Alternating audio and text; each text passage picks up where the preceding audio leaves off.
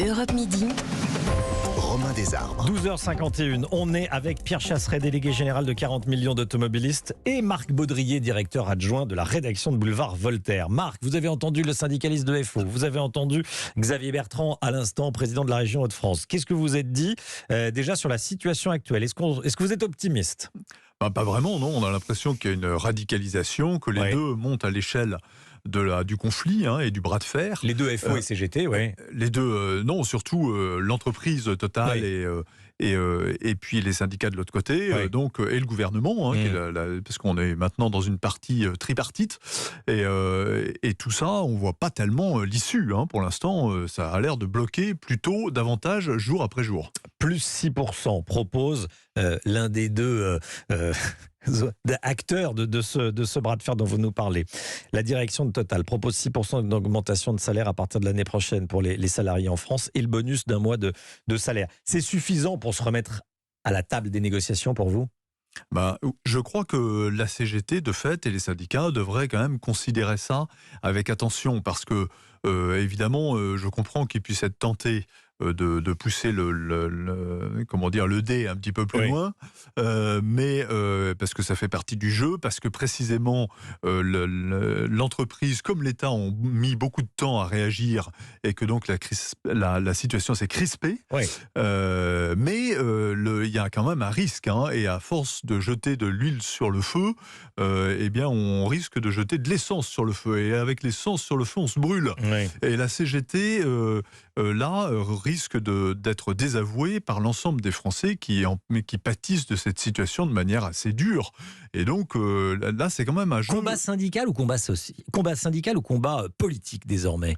Eh bien les deux. Combat syndical parce que la CGT est quand même pas en position très forte en ce moment, donc elle a besoin de se refaire la cerise, comme on dit vulgairement, et donc d'avoir des grands mouvements. Ils ont senti que c'était le moment, mais ça au risque. Là, le risque, c'est quand même, encore une fois, d'avoir dans l'opinion un désaveu très lourd et très ferme et très durable. Donc ça, c'est quand même un risque à prendre en compte. On n'a pas l'impression qu'ils en soient tout à fait conscients. Et puis, il y a un risque politique, puisque derrière, vous avez la NUPES qui a fait une rentrée absolument désastreuse et qui sent que le vent pourrait tourner. Chacun a sa manifestation. À la NUPES, on a une dimanche, la CGT la prévoit a priori pour mardi, même si c'est pas encore complètement calé. Mais bon, on sent qu'il y a un petit peu le vent du désordre sur lesquels ils essaient de surfer.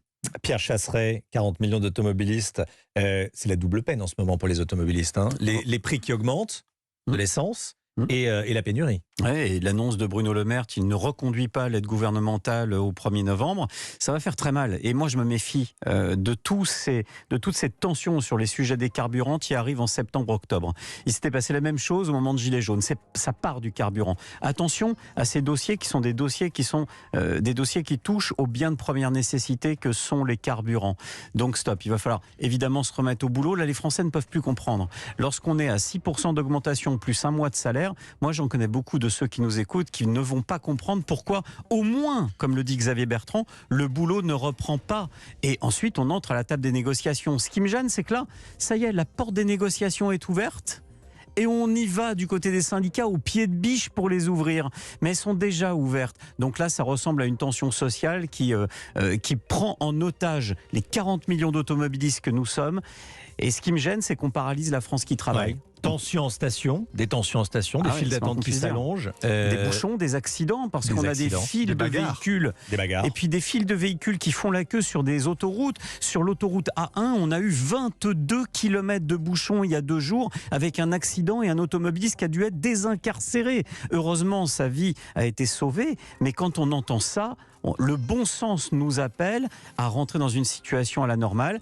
On n'est pas là pour discuter, en tout cas pas moi, vu de 40 millions d'automobilistes, l'association de la nécessité et de la réalité du quotidien des employés de chez Total. Mais une chose est sûre, c'est qu'au bout d'un moment, il va falloir quand même redonner du sens et de l'ordre dans ce pays pour ceux qui travaillent et qui font vivre l'économie. Pierre Chasseret de 40 millions d'automobilistes, Marc Baudrier de Boulevard Voltaire. Merci à tous les deux. 12h55 dans un instant, la France bouge. Nous on se retrouve demain pour un nouvel Europe Midi. Bon après-midi sur Europe 1.